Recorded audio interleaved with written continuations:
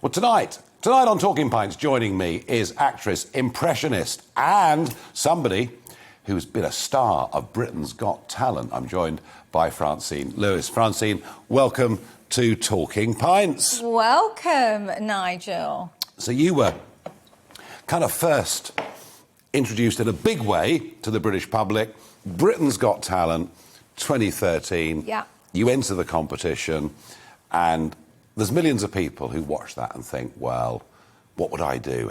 Is it a scary thing to walk into? It is terrifying, absolutely terrifying. And I have to say, I really didn't want to do the show, Nigel. I got approached by some researchers to come and do the show. And as exciting as it seemed at the time, it was like, I can't do that. I mean, I did a talent show back in the late 90s. It was called the Big Talent Show, and Jonathan Ross presented it. Yep. And it was a bit like Britain's Got Talent. The public voted for you, and if they liked you, and I got through. I went all the way to the finals. It was ITV, prime time. But it was never as big as Britain's Got Talent. Which was massive, wasn't it? Which was massive. And to be honest, I had just lost so much of my confidence from being the most confident person you would ever meet, Nigel, to a point where it was irritating.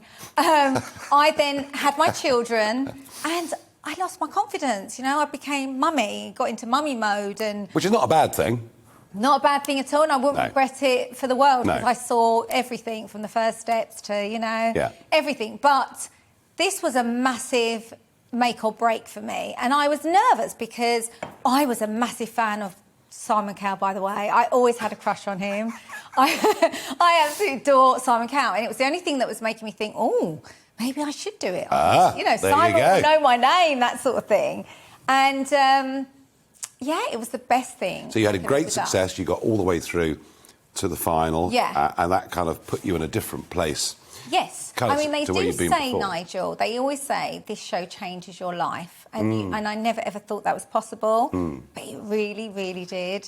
But then you become someone who's well known. And before you know it, you start being told that there are things you can't say, there are jokes you can't do, and impressions, of course, are your big thing, and we'll do a few of those for you. Yeah.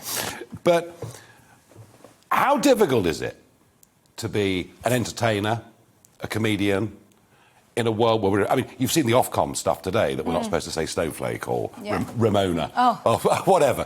But it's getting... But how difficult is it to say things that are funny or entertaining without causing offence or without people shouting you down? Well, when I first did that in 2013, I said what I wanted to say. I did what I wanted to do. And I do remember on my semi-final, there was a couple of characters they didn't want me to do. And one of them was Nadine from Girls Aloud, because I was literally taking the mick out of how she spoke. She has this kind of voice and a talk like that, and then you can't understand like a thing, and I did that on the show, which they really didn't want me to do, and I just did it. And Simon loved it, the whole panel loved it, all the audience roared, and they actually, the producer said to me it was one of the funniest things. We're so happy. So why didn't they want you to do it? But too personal, or maybe it was too personal. And you know, now I think, God, some of the things I said and done on that show maybe was too personal. Like when I did Katie Price in the final, and I did that song, you know, Katie I'm Price, a glamour girl. Katie Price, by the way, is coming on Talking Pints very shortly. Is she? She is, not just yet. Wow, I love it. Oh, Nigel, I do. What do you think? Oh, yes. Well, I'll ask her when she comes on what she thought of that. But so it's getting difficult. I mean, that was 2013, but a hell of a lot's changed. A hell of a lot's changed. From that show, you know, doing what I wanted to do, saying what I wanted to say. You know, I also took the mick of Cheryl Cole and, you know, where she was from, and, you know, Gemma Collins. I did actually do Gemma on the show at that time, but I did make a few references to weight. And as I say, with Katie, doing the song at the end, saying, you know, oh, how many kids have I got now? You know, and just... Which is funny. Which to me and, you know, to other people is funny. Obviously, she wasn't impressed herself, obviously. But, you know, if you're in comedy and you're a comedian or impressionist, unfortunately, you have to be funny take the mick a bit, yeah. you know? And I suppose taking the mickey out of people's weight now is considered to be a very difficult thing. Cannot do that. Can't you know, do I it. used to do Gemma Collins and put a pillow up my... I mean, she has lost loads of weight, to be fair. And it isn't probably very nice. But, you know, it was funny. And people on YouTube or people watching would, like, think it was, like, the funniest thing. But, you know, that was me getting into character at the time. But when I went on the Christmas special, oh, my God, they wouldn't let me do hardly anything. And I remember the night before, everything got rewritten, and I was literally so nervous, thinking, I'm going on there, you know, tomorrow in front of the judges, and I've had to change my whole act because I'm not allowed to say this, I'm not allowed to say that. Yeah. And it's become really difficult for someone like me because in comedy, you should be able to say what you want. I think Rowan Atkinson has argued this point very, very strongly, that we're sort of going to kill comedy.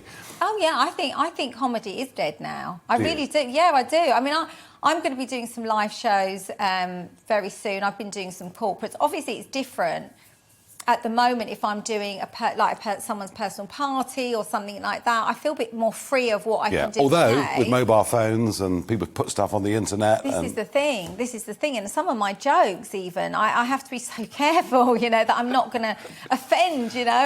At the end of it, someone's going to complain or put something on social media. I know. I've had this happen at private events where I've said things at private dinners, assuming that it's all amongst friends and, you know, it's out there and it kicks back. But you've also felt some of this, Francine, because, you know, you can do impressions, you can take the mickey, you've taken the mickey out of the rich and the famous and some of the soap stars, and we'll come to that in a minute. But by doing that and your profile raising, you've then had, I mean, how have you dealt with the level of media intrusion in your life and speculation about what you may or may not have done?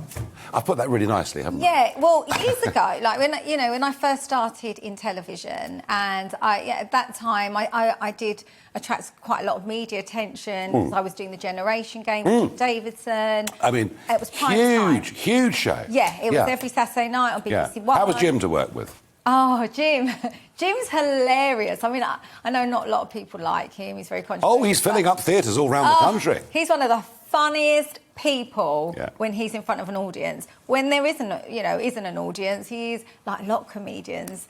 I hate to say the word depressed, but you know, I think a lot of people who are funny all the time, when they're not in front of an audience. Quite difficult to be funny all the time, though, isn't it? It's very difficult. I think when people think that's what you do and know what you do, they expect you to be constantly telling jokes. Yeah, at least with me, they just want an argument. That's easy. Yeah, exactly. Yeah. But you came under the spotlight yourself, didn't you? Yes. You know, had things written about you, said about you.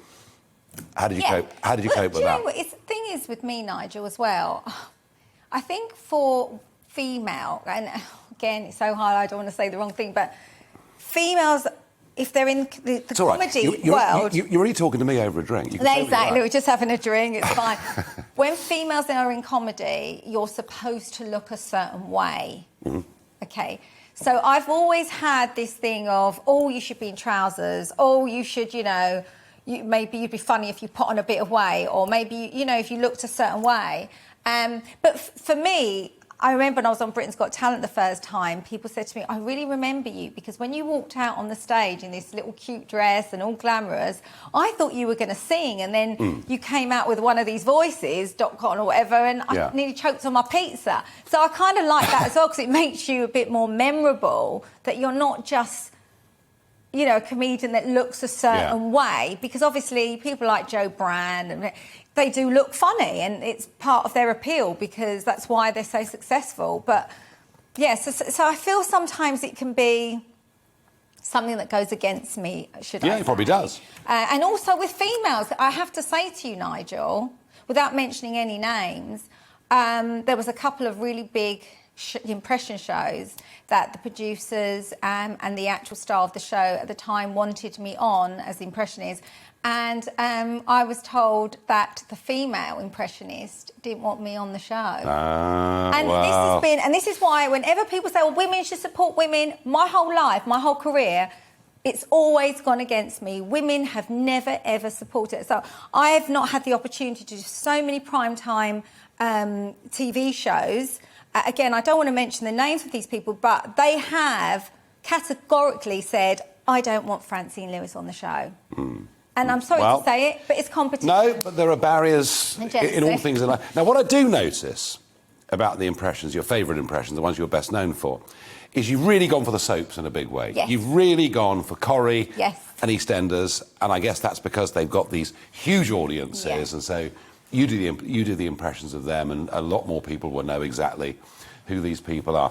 Which is the best show for impressions? Is it Corrie or is it EastEnders? Oh, I'd say both. I mean, I started off, I was a big fan of the American soaps. Yep. So I started off doing all the Dallas and Dynasty when I was really, really little. I was just obsessed with glamour and So were you doing impressions as a kid? 6 years old. I think as soon as I started talking, I was never me. I was just always someone else. I was like this 6-year-old going, "How Blake, how dare you come barging into my office giving me orders? Don't you realise I'm Alexis Morel, Carrington, Colby Dexter?" I was obsessed with Joan Collins. She's wonderful. And what a great human being she is as well, actually. Absolutely Amazing. love her. Yeah. And I'll tell you who another great human being is that I did an impression of, who's not here, no longer here, unfortunately, is Barbara Windsor. I met her a few times, She was the sweetest, most beautiful person. She loved it. She found it a compliment. Oh, darling. She was amazing. And yet there's a lot of people I do now, because I do all the reality stars. I have to do what's on TV, basically, Nigel, and I do a lot. I'm known to do all the reality people, like from Towie, Love Island. Some of them, I can't go to certain parties. Or I turned down a party last week because I knew certain ones would be there and I was nervous. Isn't that ridiculous? It's awful. And, you know, one thing about me, I've been very fortunate in my career that I've never really been trolled. You know, I've only had lots of love. You know, I open my DMs and it's only lovely things that people were saying. Well, let's hope GBNews doesn't change that. I'm sure it won't. I'm sure it won't. Now, you know, one of my favourite characters in Coronation Street, been there a long, long time, and often very angst-ridden through a difficult personal life, is, of course, Deirdre. So let's have a bit of Deirdre, please. Trace again! I remember just when I was doing Deirdre, it was always like the neck would just pop. She was an amazing character. And, of course, Liz McDonald, who... I don't know what to do. Jim, Andy, Steve... And, of course, my favourite, Audrey, my best friend. She knew that trouble I've had without her for the neck. She knew, honestly, Nigel, honestly, that's the girl. She's been married more times than I can even think of having my hair done. I just love them all, though. Yeah, honestly. I can imagine in Manchester and in the northern clubs, this would be amazingly popular. Yeah. So what audiences do you speak to? I mean, what are you doing now? Are you going to go back on the stage, or what are you going to do next? Well, you've got this ability to do it. I'm doing a lot of corporates at the moment because obviously with the whole COVID, I did do a lot of virtual work. So I'm going back. But if I'm being totally honest, it's not something I really enjoy. I love television. Okay. I love the cameras. I love the whole aspect of TV. So for me, I think, you know, television's where I want to be. And, you know, maybe some acting. I mean, I've done it in the past. I'd have to go back to doing a bit of acting. I think with the impression thing, it's something that's in or out. Yeah. It's something that goes in fashion and comes out of fashion. I don't think it ever goes away completely. And people love it, Nigel. People love impressions because it brings you up. And you've got a huge repertoire. Huge repertoire. Well, thank you. Thank you. For coming on Talking Pints. That was Francine Lewis, and she's pretty good, isn't she?